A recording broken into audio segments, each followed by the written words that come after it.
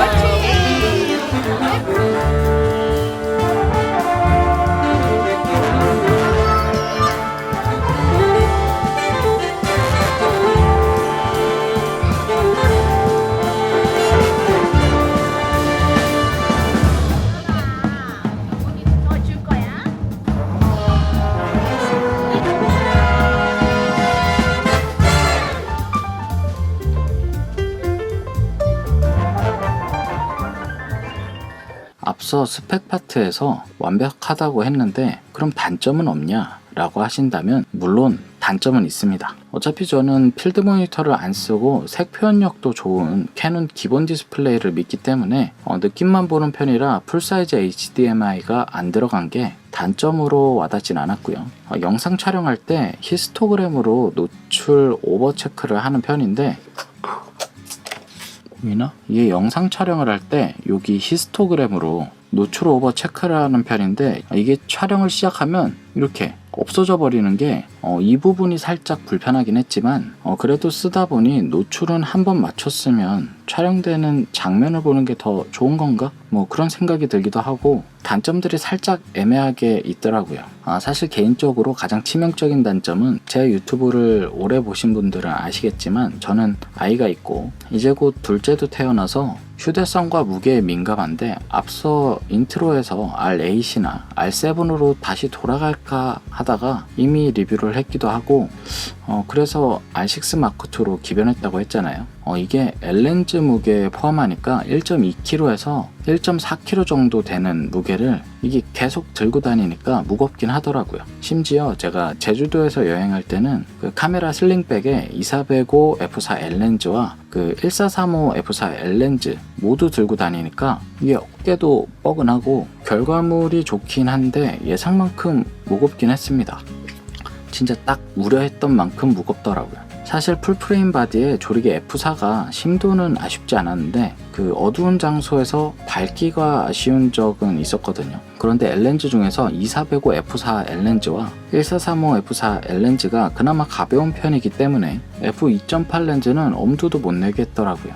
다른 거 다 필요 없고 완벽한데 이제 곧 아이 2명 아빠 입장에서는 무게와 부피가 가장 큰 단점인 것 같았습니다. 이러한 가벼운 단렌즈로 구성하면 되는 거 아니냐 라고 할 수도 있지만, 물론 저도 이런 35mm나 50mm 단렌즈 좋아하는데 애기들 촬영을 하다 보면 단렌즈로는 못 찍는 사진이 엄청 많아지거든요. 줌렌즈가 거의 필수라서 그나마 고정조리개 중에서 가벼운 줌렌즈를 마운트했는데 곧 둘째가 태어나서 아마 이 바디로는 쉽지 않을 것 같습니다. 앞서 단점에서 하소연을 좀 한 것 같지만 보급형 바디부터 이 R6 마크2라는 상업에서도 많이 쓰이는 바디까지 모두 사용해 보니까 요즘 다시 나에게 진짜 필요한 카메라가 무엇일까 이런 생각이 들더라고요. 제가 카메라 리뷰도 생각보다 브랜드 종류별로 많이 해서 타사 바디도 많이 써봤지만 사실 캐논 색감을 너무 좋아해서 유독 캐논 바디를 많이 써왔는데요. R50, R10,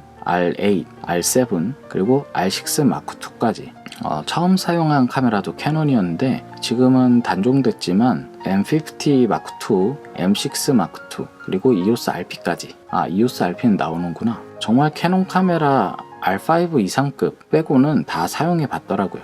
안 그래도 무게가 무거워서 기변하지 않을까 우려가 됐고, 그래서 깨끗한 중고로 R6 마크2를 구매한 것도 있었는데 예상대로 아기들과 그 가족들을 케어하면서 다니기에는 1.2kg, 1.4kg 이런 무게에 서브렌즈까지 하면 대략 2kg 정도 되니까 이 무게를 아이들 짐과 함께 계속 들고 다닌다는 게 어린 자녀를 데리고 다녀야 하는 아빠 진사에게는 맞지 않는 것 같다는 생각이 들었습니다. 이게 바디도 무겁다고 생각했지만 렌즈가 무거운 게 더 크게 다가오더라고요.